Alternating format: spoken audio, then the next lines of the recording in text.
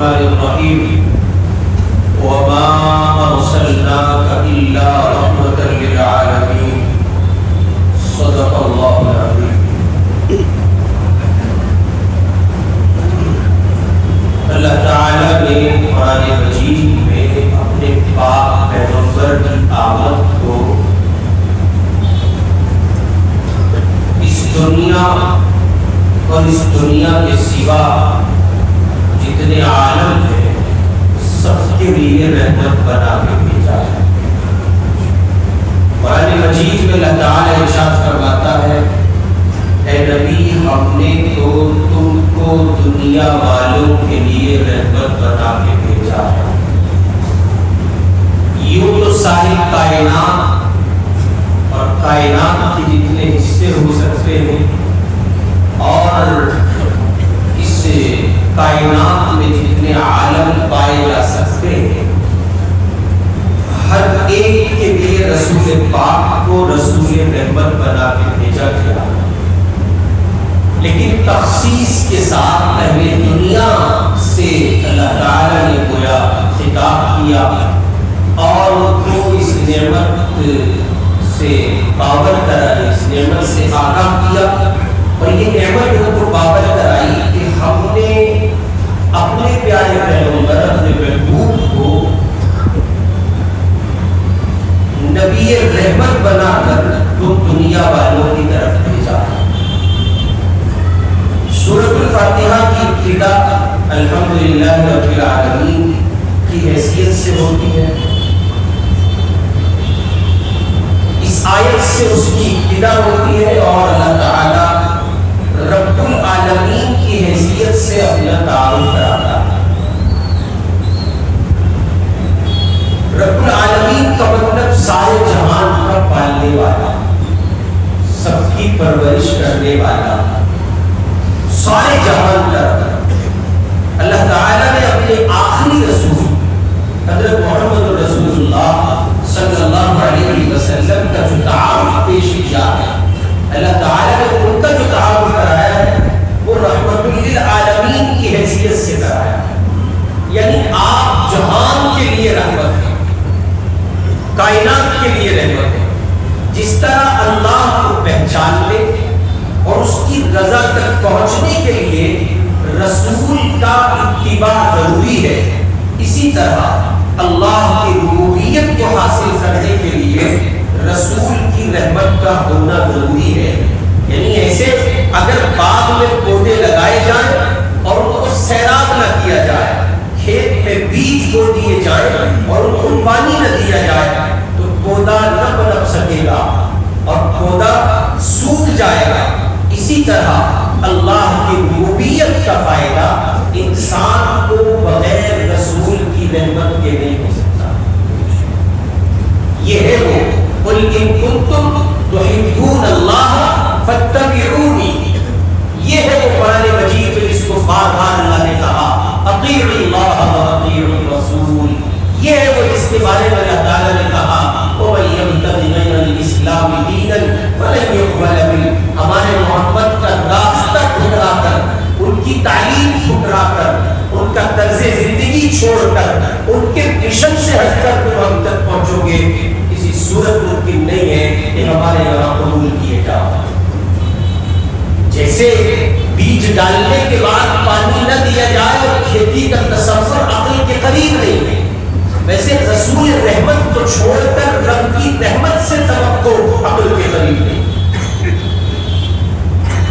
اور زمین جب پیاسی ہوتی ہے تو اللہ تعالیٰ بارش بھیجتا ہے. اسی طرح انسان کی روح جب پیاسی ہوتی ہے اور وہ ہدایت کی طالب ہوتی ہے، ہدایت اس کو چاہیے ہوتی ہے، تب اللہ پاک اپنے رسول کو زمین پر رحمت بنا کے بھیجتا ہے. اور اس طرح انبیاء علیہ السلام کی آمد کا ایک طویل سلسلہ جو حضرت آدم سے شروع ہوتا ہے اور جناب نبی پاک پر ختم ہوتا ہے. اللہ کے رسول علیہ السلام تمام نبیوں کے آخر میں آئے اور رسول رحمت بن کر آئے.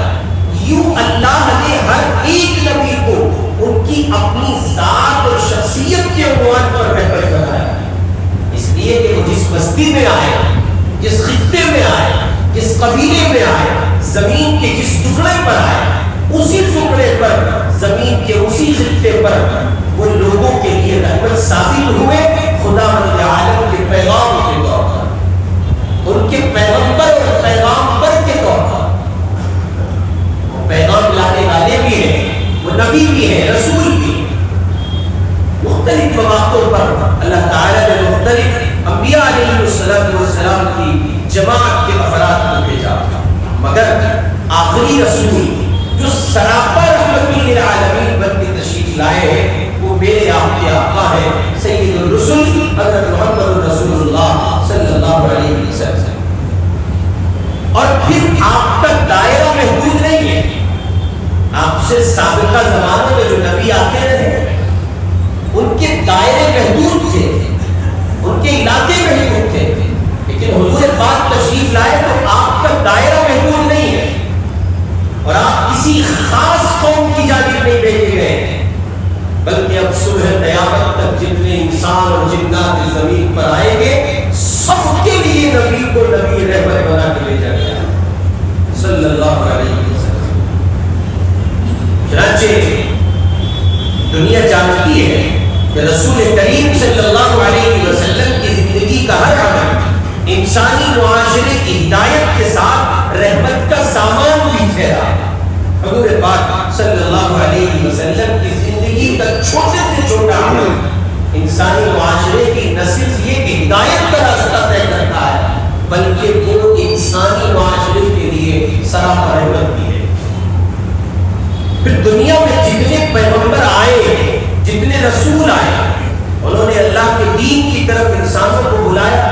جن کی قوموں نے اپنے نبی کو جھٹلایا، ان کو ستایا، ان کی دعوت کو ٹھکرایا، تو نتیجے میں اخیر میں یہ ہوا کہ ان نبیوں نے، اللہ کے ان پیغمبروں نے ہاتھ اٹھائے، اللہ یہ میری قوم کے افراد مانتے نہیں ہیں، میرا مذاق بناتے ہیں، تمسخر کرتے ہیں، آپ کے دین کی دعوت کو ٹھکراتے ہیں، آپ کی توحید کا مذاق بناتے ہیں۔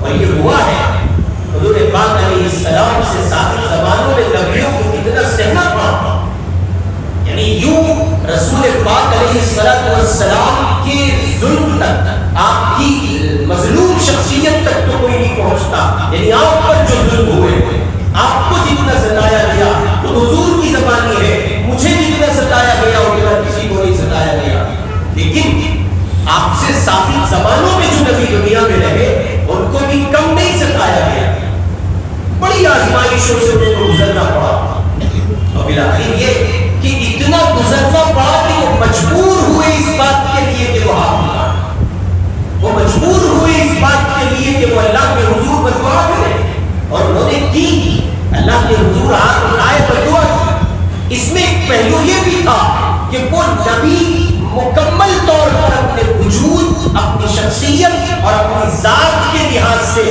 رحمت للعالمین نہیں تھی، رحمت کی تکمیل ان کے وجود پر نہیں کی گئی تھی، اصل میں یہ خاصہ تھا میرے آپ کے آقا جناب محمد رسول اللہ صلی اللہ علیہ وسلم کا، تو ظاہر ہے کہ یہ ان پر کیسے پایا جا سکتا تھا۔ پھر قرآن مجید میں قوموں کے ٹھکرائے جانے پر اور قوموں کے انکار کرنے پر جن نبیوں نے ہاتھ اٹھائے ہیں ان میں ذکر کیا ہے حضرت نوح علیہ السلام۔ انہوں نے اللہ کے بندوں کو 950 سال تک بلایا، وَلَقَدْ أَرْسَلْنَا نُوحًا إِلَىٰ قَوْمِهِ فَلَبِثَ فِيهِمْ أَلْفَ سَنَةٍ إِلَّا 50 عَامًا۔ اور ہم کہہ رہے 950 سال انہوں نے اللہ کی طرف بلایا، بلاتے رہے مگر آنے والوں کی تعداد مختصر رہی، اور بالآخر یہ کہ نوح علیہ السلام نے کہا قال نوح ربی لا تذر على الارض من الكافرين ديارا انك ان تذرهم يضلوا عبادك ولا يلدوا الا فاجرا كفارا۔ سورہ نوح کی آیت نمبر 26 و 27 ہے، حضرت نوح نے کہا میرے رب ان کافروں میں سے کوئی زمین پر بسنے والا نہ چھوڑ، یہ بسنے نہیں چاہیے، چنانچہ وہی ہوا، طوفان نوح آیا، اور ان معدودہ چند افراد کے جو حضرت نوح علیہ السلام پر ایمان لائے تھے اور جنہوں نے السلام کو تسلیم کیا تھا ان کے سوا بقیہ زمین پر کسی کی خیر رہے. پوری دنیا کو اللہ تعالی نے گویا کے اعتبار سے ساز کیا. اور انتہا یہ ہوئی کہ آپ نے حضرت نوح علیہ السلام سے کہا تھا کہ جو تمہارے اپنے ہیں ان کو بچایا جائے گا. حضرت نوح علیہ السلام نے دیکھا کہ ان کا بیٹا ڈوب رہا. انہوں نے آگے سے کہا ربی نبنی من اہلی، ارے اللہ یہ میرا بیٹا ہے، یہ میرا بیٹا ہے. ونادى نوح ربه فقال رب ان ابني من اهلي، یہ میرا بیٹا ہے. اور آپ نے تو کہا تھا بھائی آپ نے کہا تھا کہ جو تمہارے اپنے ہوں گے اہل ہوں گے ان کو بچایا جائے گا. یہ میرا بیٹا ڈوب رہا ہے. اللہ کے یہاں جو وعدہ کیا گیا تھا وہ یہ نسبی رشتہ نہیں تھا، وہ ایمانی رشتہ تھا. میرے پیغمبر جو آپ پر ایمان لائیں گے ہم ان کو بچائیں گے، محفوظ رکھیں گے. اور یہ بیٹا ان میں ہے جب اس سے کہا گیا کہ لوٹ آ کشتی میں سوار ہو جا ایمان لیا، تو اس نے آگے سے کہا کہ میں پہاڑ کو چڑھ جاؤں گا. سآوی الی جبل یعصمنی من الماء. حضرت نوح علیہ السلام نے کہا لا عاصم اليوم من امر اللہ الا من رحم. آج نہیں جان بچ سکے گی، اللہ بچانا چاہیں گے تو بچے گا، بس صورت دیگر بچنے والا نہیں. چنانچہ وہی ہوا. حضرت نوح علیہ السلام نے بہت پکارا، بہت کہا. ادھر رب اکبر کے حضور فریاد لگائی کہ اے اللہ میرا بیٹا. اس پر پروردگار قرآن مجید میں ارشاد فرماتا ہے یا نوح انہ لیس من اہلک، یہ تمہارے اپنے اہل میں سے نہیں ہے. انہ عمل غیر صالح، اور اس کے پلے کوئی نیک عمل بھی نہیں ہے. فلا تسأل بما ليس لك به علم. اور پھر وارننگ دی گئی آئندہ سوال نہ کیجیے گا اس کا جس کا جانتے نہیں ہو. انی اعظک ان تکون من الجاہلین. اللہ بڑے غیور ہے اور فرمایا پیغمبر اگر اب سوال کیا تو نبوت چھینی ہوگا. یہ نہیں ہے آپ کے اپنوں میں سے. اب آپ غور کریں اگر پیغمبر کی ذات سے پروردگار اپنے دین کے لیے اس طور پر ہم کلام ہے اور مخاطب ہے، پھر میری آپ کی کیا حیثیت بچ جاتی ہے؟ اگر ان کی اولاد کے لیے کسی نوع کا کوئی سلسلہ نہیں ہے تو کیا ہم اگر حضور کا دین ٹھکرا کے اللہ کی عدالت میں پہنچیں گے تو قبول ہوں گے؟ اس لیے بہت اچھے سے ہمیں سمجھ لینا چاہیے اللہ کے یہاں قبولیت کا واحد راستہ حضور پاک صلی اللہ علیہ وسلم کا دین ہے، صحیح تعبیرات کے ساتھ. حضور کا دین ہے صحیح منہج کے ساتھ. حضور کا دین ہے حضور کے طریقے کے ساتھ. اللہ کے پاک پیغمبر کے طریقے کے سوا بھی حضور کا دین اللہ کے یہاں قبول ہے. یعنی آپ سہارا لے حضور کے دین کا اور پھر آڑ لے کر مختلف پہلوؤں سے چلے، مختلف شکیں اختیار کی جائے، قطعاً اس کی اجازت نہیں. حضور کے دین کے لیے فاتبعونی، محمد رسول اللہ کا اتباع. اور محمد رسول اللہ کی اتباع کا کھلا مظہر ہے حضرات صحابہ کرام رضوان اللہ علیہم اجمعین، اور ان کی تقلید کا بے مثال نمونہ ہے جمہور علماء وسلم. حضور پاک کی اتباع کرنی ہے تو حضور کے صحابہ کو لے کے اور صحابہ کرام کے نقوش کو اختیار کرنا ہے تو جمہور علماء امت کو اختیار کرنا ہوگا. جمہور علماء سے ہٹ کر اگر لوگوں کی آرا کو آپ قبول کرتے ہیں، لوگوں کی رائے آپ تسلیم کرتے ہیں تو بھی آپ پر حد سے ہٹے ہو گئے. اب پھر اس کا کہنے والا کتنا ہی بڑا کیوں نہ ہو، اگر جمہور سے ہٹتا ہے اور جمہور کے طرز سے وہ امت کے سواد اعظم سے ہٹتا ہے، امت کی ایک بڑی جماعت سے ہٹ کر کوئی بات کہتا ہے تو ہوگا اپنے آپ میں کتنا ہی بڑا کیوں نہ ہو لیکن مقابل تقلید نہیں. اس وقت بہت سے فتنے زمین پر گردش کر رہے ہیں اور بہت شدت کے ساتھ وہ پنپ رہے ہیں، اور جمہور علماء امت نے ان نظریات کو آج نہیں اب سے کئی سو سال پہلے ریجیکٹ کیا. مختلف فتنے اس وقت زمین پر چل رہے ہیں. جیسے ختم نبوت کے سلسلے میں فتنہ یہ ہے کہ رسول پاک کے بعد بھی کوئی نبی ہو سکتا. اس اس کا امت میں بڑا طبقہ شکار ہے جو اس نوع کے افراد کو نبی تسلیم کیے چل رہا ہے، جن کو عقل ہی قبول نہیں کرتی، چل جائے کہ اس پر پھر تعلیمات کا کوئی سہارا دیا جائے۔ چنانچہ آپ دیکھیں ہمارے اسی معاشرے میں وہ افراد پائے جاتے ہیں جو حضور علیہ السلام کی صریح تعلیمات کے باوجود لوگوں کو، عام افراد کو نبی مان لینے پر اپنی زندگی کو لگائے بیٹھے ہیں، اور اتنے اس انداز پر ابلے جیسے چشمے ابلتے تھے، اور جس کا جب جہاں دل کرتا ہے وہ اپنے مہدی ہونے کا اور مسیح ہونے کا دعویٰ کر بیٹھتا ہے۔ اور بعض افراد معاشرے میں وہ ہیں جو نعوذ باللہ من ذالک ٹی وی کی اسکرین پر آ کر اللہ رب العزت والجلال کی شان میں گستاخی کرتے ہیں، لیکن ماتم کریے ان کی عقل پر جو بے وقوف عقل کے اندھے ان کو بھی تسلیم کر رہے ہیں، تو حق جل مجدہ کی شخصیت، حق جل مجدہ کی ذات پر اور اللہ کی ذات عالی پر کسی طرح سے لاتے ہیں اور انہیں اٹھاتے ہیں۔ اس لیے میرے بھائی رسول پاک کا دین مطلوب ہے، رسول پاک کی اتباع مطلوب ہے، اور اس اتباع کا کھلا مظہر ہے، نادر نمونہ ہے حضرات صحابہ کرام رضوان اللہ علیہم اجمعین، اور ان کی اتباع کے نقوش پانے کے لیے امت کے جمہور علماء امت ہیں، امت کا وہ عظیم طبقہ ہے جو اکٹھا ہے، اس میں انتشار نہیں ہے، جو ایک جگہ ہے، اس طبقے کو فالو کیا جائے اور پھر اس پر کسی طرح کا کوئی سمجھوتا نہ۔ جن انبیاء علیہ السلام نے اپنی قوموں کو بددعائیں دی، ان میں حضرت لوط علیہ السلام ہے، حضرت ہود ہے، حضرت صالح ہے، حضرت موسیٰ ہے علیہ السلام، اور اپنی قوم کی گمراہی اور گھٹائی پر ان حضرات کی بددعا ہوئی اور قوم ہلاک ہوئی۔ نبی کو یہ حق حاصل ہے اور مخالفت کرے تو نبی بددعا کرے۔ چنانچہ حضرت موسیٰ علیہ السلام نے کہا وقال موسیٰ ربنا انك آتيت فرعون وملأه زينة وأموالا في الحياة الدنيا ربنا ليضلوا عن سبيلك ربنا اطمس على أموالهم واشدد على قلوبهم ولا يؤمنوا حتى يروا العذاب الأليم۔ موسیٰ نے دعا کی ہے ہمارے رب تو نے فرعون اور اس کے سرداروں کو دنیا کی زندگی میں زینت اور اموال سے نواز رکھا ہے، اے رب کیا یہ اس لیے ہے کہ وہ لوگوں کو کہیں راہ سے بھٹکائے؟ اے رب ان کے مال غارت کر دے، ان کے دلوں پر ایسی مہر کر دے کہ ایمان نہ لائے جب تک دردناک عذاب نہ دیکھ لیں۔ چنانچہ اللہ تعالی نے فرعون کو نشان عبرت بنایا اور اس نے اس وقت اس دردناک عذاب کو دیکھ کر کہا حتی اذا ادرکہ الغرق قال آمنت انہ لا الہ الا الذی آمنت بہ بنو اسرائیل وانا من المسلمین۔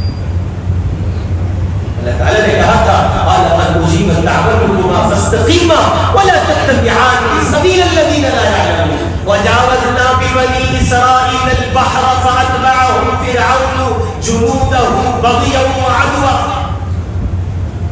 پروردگار نے اس کو کیسا نشان عبرت بنایا، آج بھی اس کا جسم مصر کی عجائب خانے میں رکھا ہوا، زمین نے قبول نہیں کیا، سمندر نے قبول نہیں کیا۔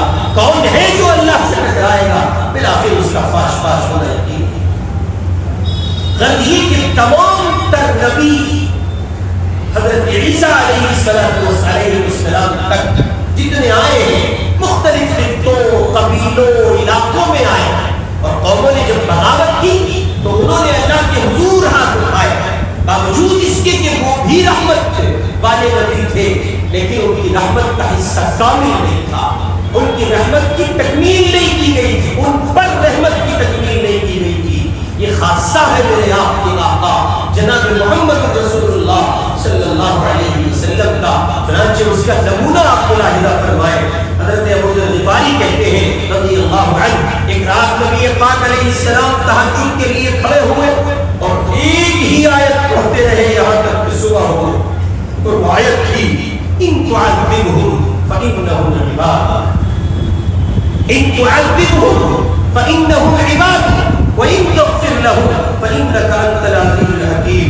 محمد صلی اللہ علیہ وسلم کو کفار نے جتنی تکلیف پہنچائی اور جتنی مخالفت کی اس کا تذکرہ سیرت کی کتابوں میں موجود ہے۔ یعنی آپ بار بار کہتے رہے اللہ آپ اگر ان کو پکڑ لیں عذاب دیں تو یہ آپ کے بندے ہیں، وَإِن تَغْفِرْ لَهُمْ، اور اگر آپ ان کو معاف فرما دیں، آپ ان کو چھوڑ دیں، پھر آپ کی حکمت کے، رحمت کے، بڑائی کے کیا ٹھکانا۔ ساری رات تہجد کی اس گھڑی سے جب آپ اٹھے ہیں، صبح ہو گئی اور اپنی امت کے لیے آپ گویا خیر مانگتے رہے اور بار بار کہتے رہے پیارے اللہ یہ نہ سمجھ میں آپ ان کو چھوڑ۔